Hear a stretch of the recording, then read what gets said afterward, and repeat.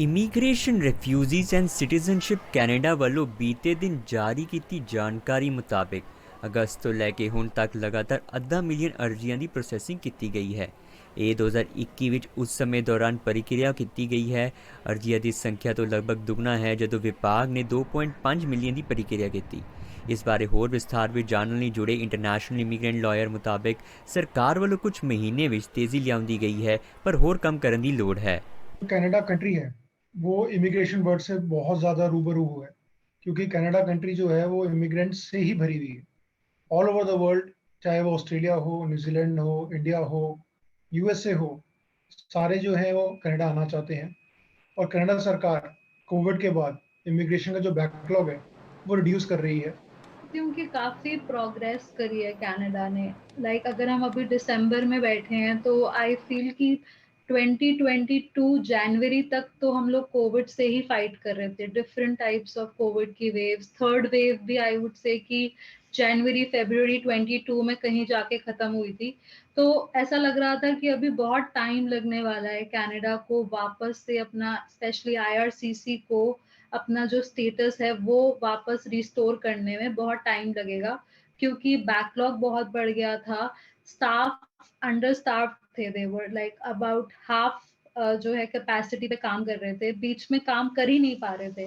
तो उस हिसाब से देखते हुए आई फील कि Canada has come a long way. ਗੌਰ ਫਰਮਾਇਆ ਜਾਵੇ ਤਾਂ ਇਹ ਤਰੱਕੀ ਉਦੋਂ ਆਈ ਹੈ ਜਦੋਂ IRCC 2022 ਦੇ ਅੰਤ ਤੱਕ ਤਕਰੀਬਨ 4,30,000 ਨਵੇਂ ਸਥਾਈ ਨਿਵਾਸੀਆਂ ਨੂੰ ਕੈਨੇਡਾ ਵਿੱਚ ਦਾਖਲ ਕਰਨ ਲਈ ਰਿਕਾਰਡ ਤੋੜ ਰਿਹਾ ਹੈ। ਆਂਕੜਿਆਂ ਵੱਲ ਨਜ਼ਰ ਮਾਰੀ ਜਾਵੇ ਤਾਂ ਪ੍ਰਕਿਰਿਆ ਕੀਤੀ ਗਈ ਹੈ ਕਿ ਅਰਜ਼ੀਆਂ ਦੀ ਸਭ ਤੋਂ ਵੱਡੀ ਗਿਣਤੀ ਟੈਂਪਰੇਰੀ ਰੈਜ਼ੀਡੈਂਸ ਸ਼੍ਰੇਣੀ ਦੇ ਅਧੀਨ ਆਉਂਦੀ ਹੈ। IRCC ਮੁਤਾਬਿਕ 2022 ਵਿੱਚ ਲਗਭਗ 7 ਲੱਖ ਵਰਕ ਪਰਮਿਟ ਅਤੇ 6,70,000 ਸਟੱਡੀ ਵਰਕ ਪਰਮਿਟ ਦੀ ਪ੍ਰਕਿਰਿਆ ਕੀਤੀ ਗਈ। ਕੈਨੇਡਾ ਨੇ ਵੀ ਅਪ੍ਰੈਲ ਅਤੇ ਨਵੰਬਰ ਦਰਮਿਆਨ ਤਕਰੀਬਨ 2,50,000 ਨਵੇਂ ਨਾਗਰਿਕਾਂ ਦਾ ਸਵਾਗਤ ਕੀਤਾ। 2 ਦਸੰਬਰ ਤੱਕ ਇਸ ਸਾਲ IRCC ਕੋਲ ਵਸਤੂ ਸੂਚੀ ਵਿੱਚ 2.2 ਮਿਲੀਅਨ ਅਰਜ਼ੀਆਂ ਸਨ। ਮਾਹਰਾਂ ਮੁਤਾਬਿਕ ਬੈਕਲੌਗਸ ਦੇ ਵਿੱਚ ਵੀ ਘੱਟ ਵੇਖਣ ਨੂੰ ਮਿਲ ਰਿਹਾ ਹੈ, ਜੋ ਕਿ ਇਮੀਗ੍ਰੈਂਟਸ ਵਰਕਿੰਗ ਪ੍ਰੋਫੈਸ਼ਨल्स ਲਈ ਖੁਸ਼ਖਬਰੀ ਹਨ। आई थिंक सब बहुत एप्रीहेंसिव थे टू बिगिन विद। काफी जैसे कोविड का जो एक टाइम था अपने आप में एक अनप्रेसिडेंटेड टाइम था, किसी ने सोचा नहीं था, किसी ने देखा नहीं था। ऐसे टाइम पे हेल्थ के जो इश्यूज आए जो अपनी कंट्री में लोगों ने फेस किए, whether it was India, whether it was Pakistan, anywhere, they felt कि कनाडा गवर्नमेंट बहुत ही सपोर्टिव रही है ड्यूरिंग दिस टाइम, स्पेशली अब कनेडियंस को लेके या परमानेंट रेजिडेंट्स को लेके भी for that matter.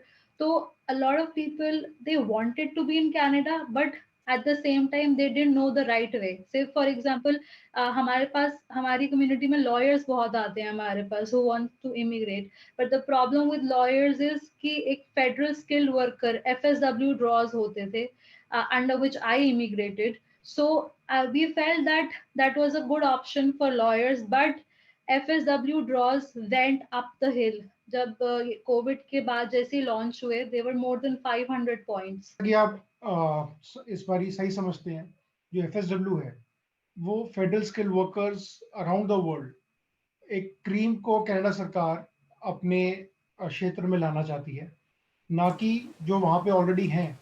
But FSW programme के अंदर वो लोग फॉल कर सकें जिन्होंने अपने अपनी कंट्रीज के अंदर अपने अपने होम रेजिडेंसेस के अंदर पोस्ट ग्रेजुएशन कोर्सेज कर रखे हैं, मास्टर डिग्रीज कर रखी हैं और वो ब्राइटर फ्यूचर एक अपनी लाइफ के अंदर चाहते हैं। तो कनाडा जो कि लैंड ऑफ अपॉर्चुनिटीज माना जाता है, उसके अंदर वो वहाँ पे पहुँच सकें, जिसके लिए FSW एक प्रोग्राम डेवलप करा गया है। अगर हम ये समझते हैं कि जो स्टूडेंट्स ऑलरेडी कनाडा के अंदर हैं और वो जो है 1 साल का अपना वर्क एक्सपीरियंस लेके काम करते हैं, उनका FSW के अंदर फॉल करना थोड़ा मुश्किल है, क्योंकि उनके पास post graduation experiences, post graduation degrees नहीं है। बट उस सेगमेंट के लिए, उस कैटेगरी के लिए CEC प्रोग्राम्स कनाडा ने सरकार ने डेवलप कर रखे हैं। ਮਾਹਰਾਂ ਮੁਤਾਬਿਕ ਇਸ ਸਾਲ ਇਮੀਗ੍ਰੈਂਟ ਵਰਕਿੰਗ ਪ੍ਰੋਫੈਸ਼ਨਲਸ ਇੱਕ ਅਲੱਗ ਜਿਹਾ ਰਿਹਾ ਹੈ। ਸ਼ੁਰੂਆਤ ਵਿੱਚ ਬੈਕਲੌਗ ਦੀ ਸਮੱਸਿਆ ਬਾਹਰ ਆਈ, ਜਿਸ ਤੋਂ ਬਾਅਦ CRS ਦੇ ਨੰਬਰ ਬਾਰੇ ਆਇਆ ਜੋ ਕਿ 600 ਤੋਂ ਉੱਪਰ ਸਨ। ਸਾਰਾ ਸਾਲ TR to PR ਬਾਰੇ ਗੱਲ ਹੁੰਦੀ ਰਹੀ, ਪਰ ਇਸ ਸਾਲ ਇਸ ਸੰਬੰਧ ਵਿੱਚ ਕੁਝ ਖਾਸ ਨਹੀਂ ਕੀਤਾ ਗਿਆ। ਸਾਲ ਦੇ ਅੰਤ ਤੱਕ IRCC ਵੱਲੋਂ ਵੀ ਜਾਣਕਾਰੀ ਆਈ ਕਿ ਸੇਵਾਵਾਂ ਦੇ ਅਧੀਨ ਕਰਨ ਦੇ ਯਤਨਾਂ ਦੇ ਚਲਦੇ ਸਾਰੀਆਂ ਨਵੀਆਂ ਪਤੀ ਪਤਨੀ ਸਪਾਂਸਰਸ਼ਿਪ ਅਰਜ਼ੀਆਂ ਤੇ ਹੁਣ 12 ਮਹੀਨਿਆਂ ਦੇ ਪ੍ਰੀ ਪੈਂਡੇਮਿਕ ਸਰਵਿਸ ਸਟੈਂਡਰਡ ਅਤੇ 6 ਮਹੀਨਿਆਂ ਦੇ ਅੰਦਰ ਨਵੀਆਂ ਐਕਸਪ੍ਰੈਸ ਐਂਟਰੀ ਐਪਲੀਕੈਂਟਸ ਦੀ कार्रवाई की जा रही है। कनाडा ने जो है अब प्रोसेसेस को जो है नेचुरलाइज कर दिया है। इसके अंदर जो है वो मोस्टली लेबर शॉर्टेज अगर हम कहते हैं, जो कनाडा के अंदर एक बहुत बड़ा फैक्टर रहता है कि लेबर शॉर्टेज है, उसको टारगेट कर रहे हैं। उसको वो इम्प्रोवाइज करने के लिए लेबर शॉर्टेजेस के लिए जो है वो एप्लीकेशन निकाल रहे हैं ताकि लोग वहाँ पे आ सके और उन वैकेंसीज को फिलअप कर सकें। जैसे कि हेल्थ सेक्टर हो गया आपका, स्किल्ड ट्रेड्स हो गए, मैन्युफैक्चरिंग सेक्टर हो गया आपका, ट्रांसपोर्टेशन हो गया।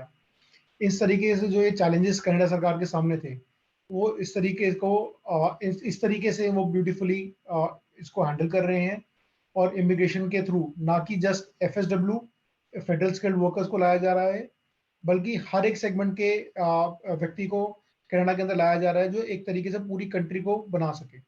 आई फील कि जो भी इंसान जब अप्लाई करता है एक प्रोसेस में, उसे सिर्फ अपना वो पर्टिकुलर केस पता है और उस केस के बेसिस पे उसके अजम्पशंस और प्रिजम्पशंस होते हैं।